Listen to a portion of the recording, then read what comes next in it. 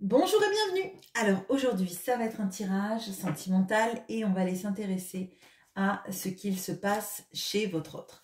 Il y a pas mal de personnes qui sont en silence radio ou en perte de contact, pardon. Et je trouve ça intéressant d'aller regarder où en est votre autre dans sa vie, qu'est-ce qui se passe exactement. Je vais utiliser le petit Lenormand, le tarot et potentiellement un des deux oracles ou les deux oracles sentimentaux là, que j'ai sur mon bureau. Donc il y a l'oracle coup de cœur d'Amandine Boquet et il y a l'améthyste love de Michel-Ange Tarot. Donc on va les regarder. Je représente votre autre par cet homme brun, même s'il est blond, et même si votre autre est une femme, je vous demande d'adapter. Allez, on va aller regarder ce qui se passe dans la vie de votre autre.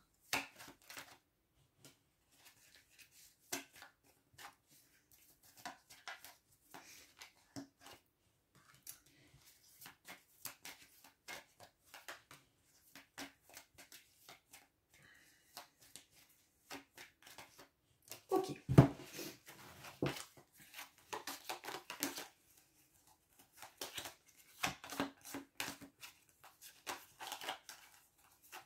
Ok. Ok.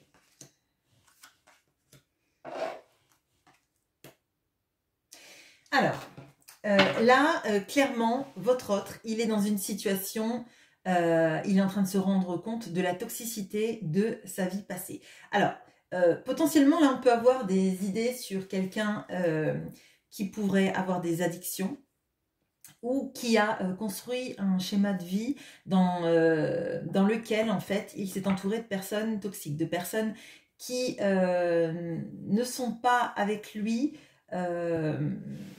pour, je dirais, les bonnes raisons, pour qui il est vraiment, et qu'il ne le laisse pas s'exprimer dans toute sa vérité, dans toute son entièreté. Là, il regarde, donc pour moi, il est conscient de cette toxicité, donc que ce soit, je vous le répète, que ce soit une addiction ou que ce soit un entourage malsain. Ou potentiellement, ça peut être aussi également tout ce qui est de son comportement qui pourrait être toxique. Donc tout ce qui est autolimitation, tout ce qui est de se s'aborder sans arrêt, de ne pas se souhaiter le meilleur et d'être toujours dans des schémas répétitifs qui ne nous nourrissent pas et qui nous vident et qui nous drainent de notre énergie. À côté de lui, on a le livre. Donc pour moi, là, on a quelqu'un d'assez secret.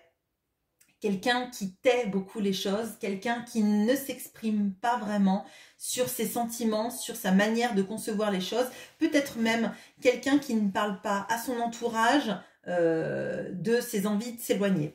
On voit quelqu'un qui a envie d'un nouveau départ. Avec les cigognes, on a envie de déménager, de partir, de recommencer quelque chose, de recommencer un cycle, à mon sens, loin de cette toxicité. Comme je le répète, soit une toxicité familiale, soit des addictions, donc couper avec ses addictions pour aller ailleurs, soit sur ses propres limitations. Voilà, donc tout cela, c'est quelqu'un qui a envie de couper avec ça. On n'a pas la faux, mais on a envie d'un nouveau départ. Et effectivement, ce qui m'inquiète plus, c'est qu'on n'a pas la faux. Donc cette personne, elle est consciente de ça, elle voit qu'elle a envie d'un nouveau départ, mais elle est dans une situation, on a le labyrinthe là, donc une situation, elle ne sait pas comment prendre un nouveau départ, elle ne sait pas comment partir, elle ne sait pas trouver la sortie du labyrinthe pour lui permettre d'aller et de sortir de cette situation. Donc à mon sens, la faux n'est pas sortie puisque cette personne commence à conscientiser, commence à comprendre tout ça, a envie d'autre chose, mais ne sait pas comment couper avec cette situation, couper avec cette pourquoi j'ai dit communication? Ben, ne sait pas communiquer sur ça. Il est possible aussi que cette personne ne trouve pas les bons moyens pour communiquer avec vous parce qu'elle est complètement perdue là. Mais on voit quand même qu'il y a des choses positives parce qu'on voit cette cigogne et ce nouveau départ. Ah ben, je viens de voir que j'avais le cœur là en dos de deck. Donc c'est potentiellement, elle ne sait pas comment trouver le chemin de son cœur pour partir. Hein. On a le partir, bah, vous rejoindre. Ouais. Bon, alors là, on va aller éclairer du coup. Alors, je vais vous chercher vous, et après on fera, parce que c'est quand même bien centré sur votre autre, mais le but, si vous regardez, à mon sens, ben voilà. Bon, je dis on va vous chercher, vous êtes là. Donc effectivement, vous êtes dans ses pensées, mais c'est quelqu'un qui ne sait pas comment vous rejoindre. Là, ouais. Alors là, vous voyez, j'ai l'idée avec la croix là, le fouet, une autre femme. Alors, ça parlera encore plus s'il y a des notions de triangulaire, parce que il y a ces notions de ne pas savoir comment finir avec cette relation, avec cette femme-là. Bon. Qui peut aussi représenter la toxicité. Alors, pas dans le sens, pas forcément dans le sens, c'est possible que ça le soit, mais pas forcément dans le sens où cette personne est toxique, mais que leur relation à eux n'est pas équilibrée, il y a des mensonges. Il dit pas tout ce qu'il pense, il dit pas tout ce qu'il ressent. Potentiellement, à vous non plus, il ne vous dit pas les choses. On a quelqu'un plutôt d'introverti sur ses sentiments. Et s'il est en couple, encore plus, c'est quelqu'un qui ne sait pas comment finir une relation qu'il a entamée, alors soit avant vous, soit pendant, soit depuis. Allez, bon, alors du coup vous êtes sortis, ouais, on a quelqu'un qui est et qui sait pas comment communiquer. Là vraiment, je le vois avec, on a les nuages avec les oiseaux, donc c'est potentiellement vous avez eu des communications en on-off avec quelqu'un qui sait jamais comment s'y prendre pour dire tout ce qu'il a sur le cœur. Moi j'ai l'impression qu'il n'a pas la clé de ses sentiments, il n'a pas la clé de son labyrinthe. J'ai l'impression qu'il est trop collé au chemin pour avoir une vision d'ensemble de comment pourrait être sa vie si il sortait de tout ça.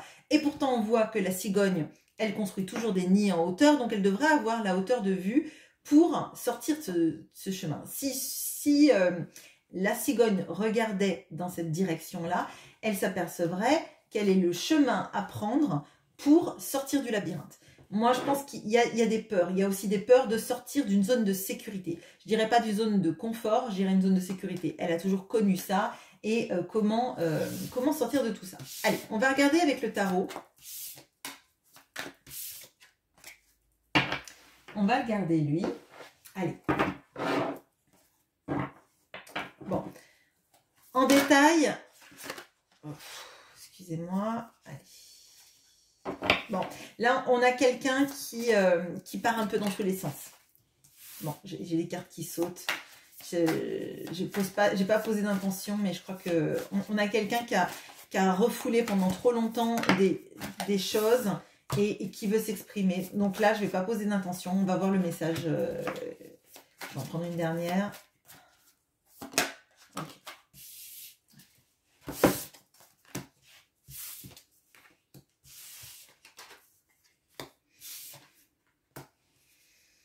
Bon, alors, on a la roue de la fortune. On a l'as de coupe. On a la grande prêtresse. On a le 2 de bâton. Et on a le 5 de bâton. Bon, alors, là, on a quelqu'un qui attend un coup de pouce du destin. Clairement, avec la roue de la fortune, c'est quelqu'un qui a besoin... Vous voyez, il y a le dé, là. Il y a la notion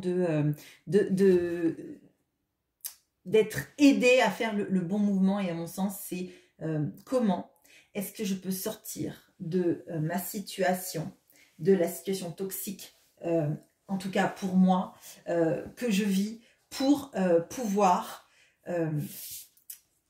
vivre enfin ce grand amour. L'as de coupe, comme je le dis tout le temps pour les personnes qui viennent souvent sur ma chaîne, c'est le Graal en amour en fait. C'est l'amour idéal, alors pas idéalisé, hein, idéal, qu'on aurait tous un jour envie de vivre en fait, ou qu'on vit tous un jour, je vous le souhaite en tout cas.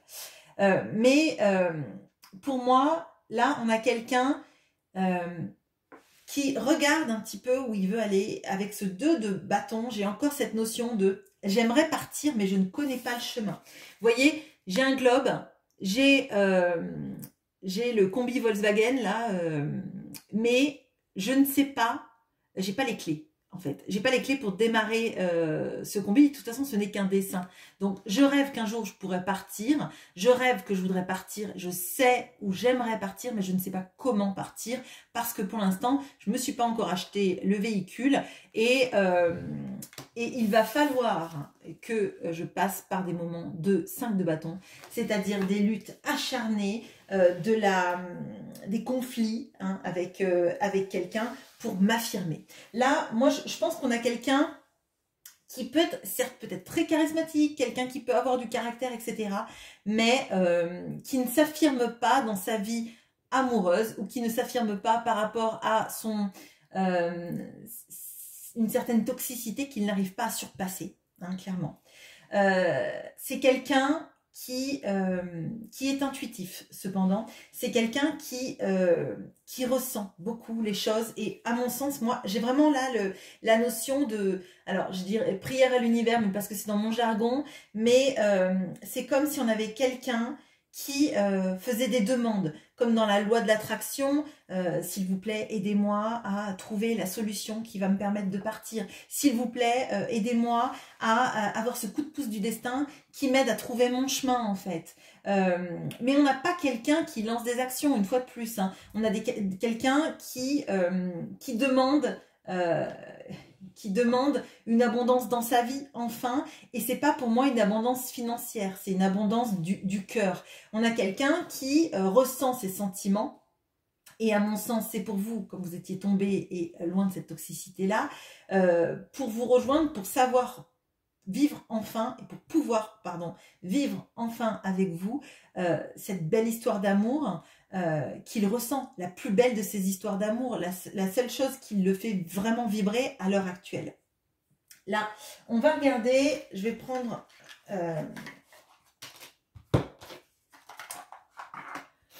l'améthyste love et on va regarder ce qu'on peut nous dire de plus dans tout ça. Je vais en prendre une dernière. Ok. Alors.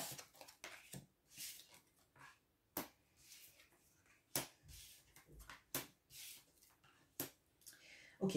Alors, on a la lune, la spiritualité, l'intuition. Donc, ce que je vous disais, on a cette notion de ressentir les choses et de faire un peu des vœux à l'univers. Et c'est être à l'écoute de soi dans les mois à venir.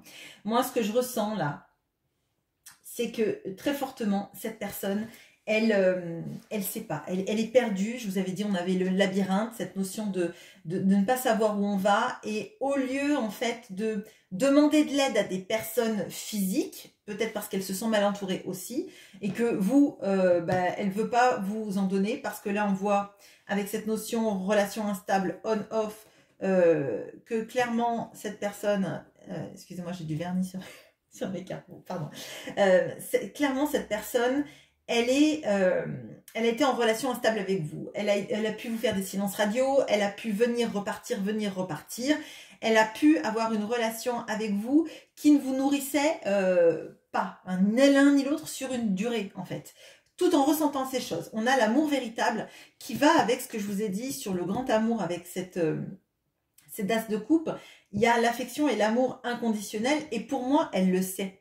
Que cet amour-là n'est pas n'importe quel amour, que cet amour-là est un amour qu'elle ressent plus fort que tout et c'est comme un éveil du cœur. C'est comme si le cœur se réveillait après des années de sommeil en fait. Et qu'on se dit mais oh comment j'ai pas pu voir ça avant? Pourquoi est-ce que j'ai pris tant de temps? Pourquoi est-ce que je me suis aveuglée? Et pourquoi surtout je suis aveugle encore au point de ne pas voir comment sortir de ma situation. Je pense qu'on a quelqu'un qui est resté dans une situation trop longtemps et qui maintenant ne sait pas comment s'en dépêtrer. On a quelqu'un qui a été superficiel potentiellement, alors qui a recherché en fait la facilité dans les relations, la facilité dans l'amour, c'est-à-dire peut-être le charnel, peut-être partir et revenir quand ça lui allait. Et elle se rend bien compte, cette personne, il se rend bien compte en l'occurrence, si je continue avec le pronom il, parce que elle vous a pas nourri d'amour, elle vous a nourri peut-être d'espoir qu'elle a qu'elle a jamais tenu en fait. Elle vous a fait des promesses qu'elle n'a pas tenues, peut-être des rendez-vous pas honorés ou des rendez-vous procrastinés ou écourtés.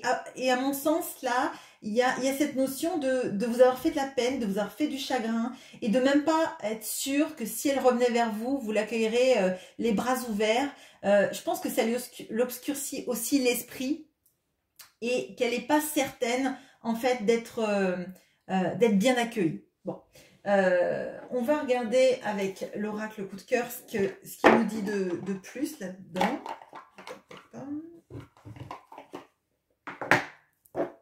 On va prendre encore 5 cartes. Mais on voit là qu'on a quelqu'un qui est pas bien, qui est perdu. Ok. On peut avoir quelqu'un qui vous regarde sur les réseaux ou qui vous cherche sur les réseaux si vous avez coupé certains liens de communication pour savoir ce que vous devenez, si vous n'avez pas rencontré quelqu'un, s'il peut voir aussi vos photos. Moi, c'est le genre de choses que je ressens là. On a la notion de l'hiver, on a le divertissement, le ressenti. Ouais. Bon, on a quelqu'un là, on a encore la question du ressenti. Donc, on a quelqu'un qui est très intuitif. Il y a quelque chose qui sait... alors, peut-être que cette personne, elle a toujours eu plus ou moins quelque chose d'énergétique, de fort, quelque chose de sentir qu'en fait, vous n'êtes pas n'importe qui, de sentir que vous avez une place particulière et au fond d'elle, ça a toujours vibré. Peut-être qu'elle a saboté aussi les choses parce que c'était trop fort. Mais à mon sens, là, il y a, il sait que vous êtes pas n'importe quelle personne. Il sait que ça vibre en lui plus que n'importe quoi au fond. Il y a cette notion de savoir qu'il vous a fait du mal, qu'il n'a pas, à mon sens, il y a une notion de promesses pas honorées, de vous avoir fait croire qu'en fait, il y avait cette notion de... comme si en fait vous aviez cru que cette personne ne vous aimait pas à un moment donné et qu'elle était là juste pour le charnel et de vous avoir blessé par ça en fait, par la croyance que vous pouviez avoir que cette personne ne revenait que pour le charnel et n'avait d'autre intérêt pour vous que votre physique et les moments sensuels que vous passiez ensemble. Pour moi là, on a quelqu'un qui sait vraiment comment dire, occuper l'esprit pour penser le moins possible à vous avec ces divertissements. Moi, j'ai vraiment cette notion de pendant les périodes où vous étiez on-off, vous deviez penser fort à cette personne et ça devait vous faire du mal. Et moi, j'ai l'impression que cette personne, c'est comme si elle avait éteint l'interrupteur. J'ai cette image-là de quelqu'un qui a un circuit électrique dans sa maison et qui ne peut pas alimenter toutes les parties de sa maison. Et quand il a coupé énergétiquement avec vous, alors je parle de cette énergie de lien d'amour, hein, c'est comme si il avait allumé toutes ses consoles, sa télé, toute cette partie en lui pour lui occuper l'esprit. Alors bon, je parle par exemple des écrans, des jeux vidéo, de la télé, des choses comme ça, mais ça peut être aussi aller faire du sport. C'est vraiment le divertissement, mais dans le sens occuper la tête pour prendre de la place et pour pas penser à vous. Donc vous, il était possible que pendant ces périodes de on-off, vous étiez mal, vous étiez en train de penser, vous étiez obsédé par l'image de cette personne qui revenait sans cesse, pendant que lui, en fait, il était en mode, surtout pour pas penser, il faut que je m'occupe, que je m'occupe, que je m'occupe, que je m'occupe. Donc, je fasse du sport, que je regarde à la télé, que je fasse quelque chose d'artistique, que je sorte avec mes amis, que je joue à des jeux vidéo, que pour s'occuper l'esprit. Là, et maintenant, ça suffit plus tout ça. Ça suffit plus et on se retrouve à avoir attendu, à avoir coupé les communications, à être dans quelque chose qui nous paraît inextricable parce qu'il ne trouve pas cette sortie du labyrinthe. Alors, je vais reprendre là le tarot et je vais regarder là comment ça va évoluer entre vous dans les 6 mois, pour les personnes qui vont se reconnaître dans ce tirage. Ce tirage qui est très cohérent. Hein.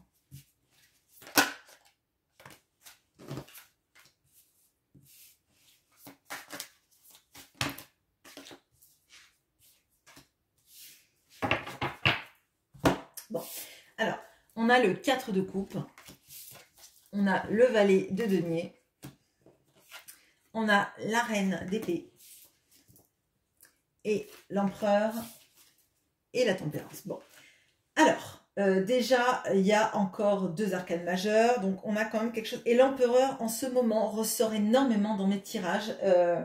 Moi, ce que je ressens, c'est que là, en cette fin, début d'année, il y a énormément d'énergie qui sont en train de changer sur des reprises de pouvoir de quelqu'un qui s'est laissé un peu driver dans sa vie émotionnelle. Quelqu'un qui devait sans doute être vraiment centré sur sa vie professionnelle et qui laissait un petit peu tout ce qui était du cœur, soit à l'arrêt, soit à volo, hein, vraiment, moi c'est ce que je ressens. Là, on a quelqu'un qui va de plus en plus ressentir ce manque et cette insatisfaction émotionnelle dans sa vie. Potentiellement parce que vous ne nourrissez pas ça, potentiellement parce que cette personne aussi a mis du on-off et que vous en avez ras-le-bol, hein, clairement.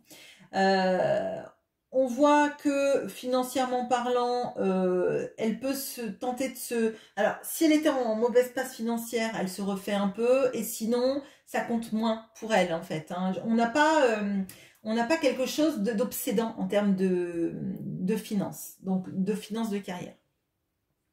Je pense qu'il y a une sorte de plus ou moins... rien ne me fait trop du bien, ni trop du mal non plus, mais on a quelqu'un qui est pas centré en fait sur le pro là. On a quelqu'un qui est plutôt en mode ça va pas super parce qu'en fait il manque la seule chose qui vraiment lui consume le cœur et autant il a pu éteindre ce feu qu'il avait en lui pendant longtemps, autant maintenant on voit que tout ça ne suffit plus. On a la reine d'épée, à mon sens, il y a une nouvelle analyse qu'il arrive à faire sur la situation,